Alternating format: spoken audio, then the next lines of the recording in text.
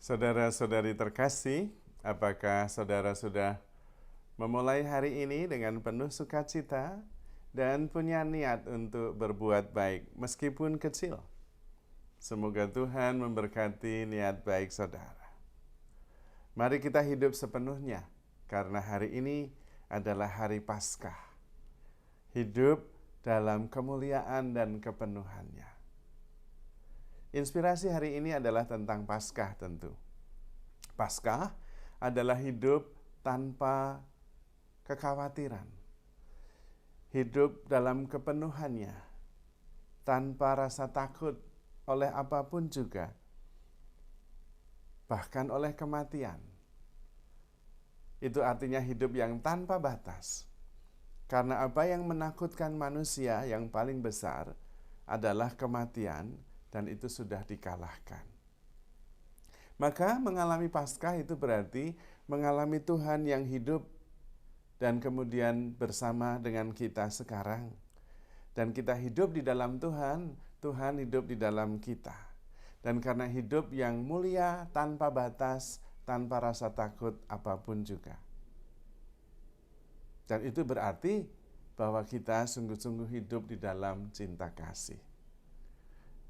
Tanda-tanda bahwa kita sungguh hidup sepenuhnya, mengalami kebangkitan, adalah hidup yang beralih dari penghayatan hidup sebagai korban kepada hidup sebagai sumber.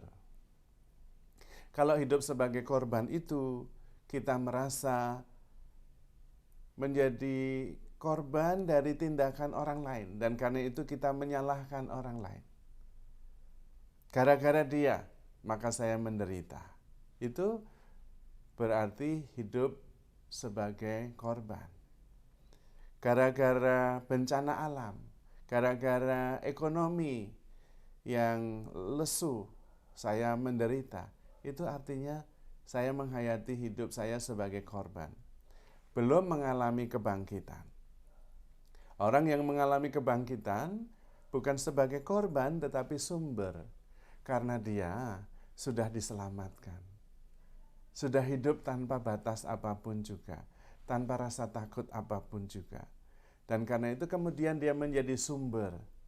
Terutama sumber kebaikan dan berkat. Kalau tidak menemukan sukacita, dia yang membawa sukacita. Bukan menyalahkan keadaan atau orang lain karena dia bukan korban, tetapi sumber. Kalau tidak menemukan kedamaian, dia tidak menyalahkan orang lain atau situasi, tetapi membawa kedamaian. Karena dia adalah sumber dan bukan korban lagi. Karena itu ketika terjadi perselisihan, dia yang membawa damai. Ketika terjadi pertentangan, dia yang membawa kerukunan. Ketika terjadi penderitaan, dia yang membawa penghiburan. Ketika terjadi keputusasaan, dia yang menjadi pembawa harapan. Karena hidupnya sudah penuh dalam kebangkitan Tuhan. Dan orang yang mengalami kebangkitan itu adalah orang yang mengalami Yesus yang hidup sekarang ini. Nyata. Bukan sebagai pengetahuan saja, bukan sebagai bagian dari perayaan liturgi, atau Tuhan yang nanti kita temui nanti sesudah kita mati. Bukan. Di dunia ini sekarang ini, saya hidup bersama Tuhan.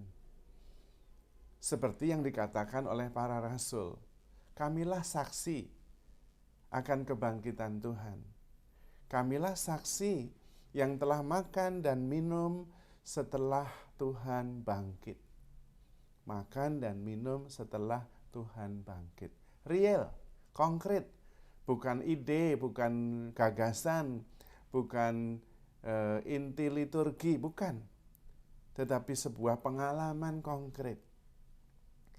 Maka hidup yang dihayati bersama dengan Tuhan yang hidup adalah hidup yang tanpa batas.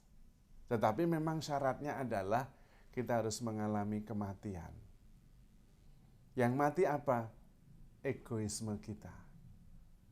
Kita sudah mati Dan karena itu Kristus yang hidup di dalam diri kita. Kristus hidup di dalam diri kita dan kita hidup di dalam Kristus.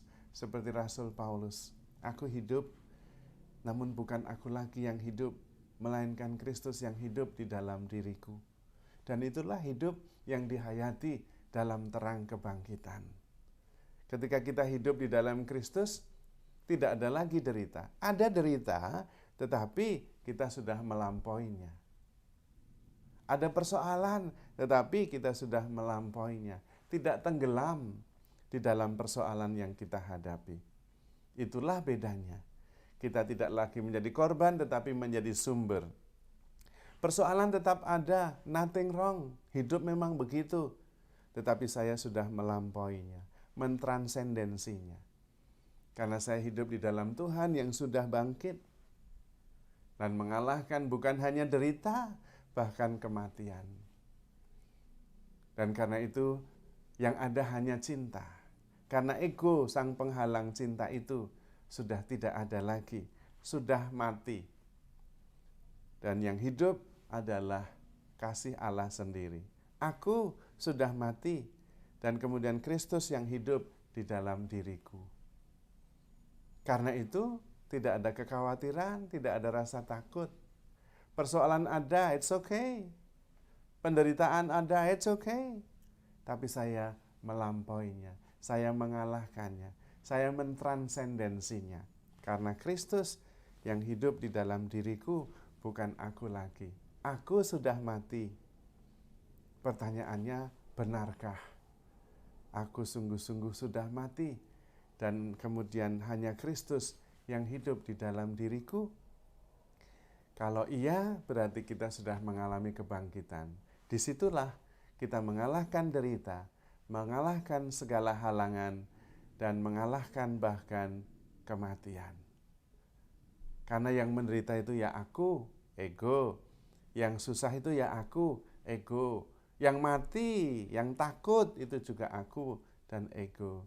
Ketika ego sudah mati, yang ada hanya Kristus, nggak ada lagi rasa takut, khawatir, atau derita.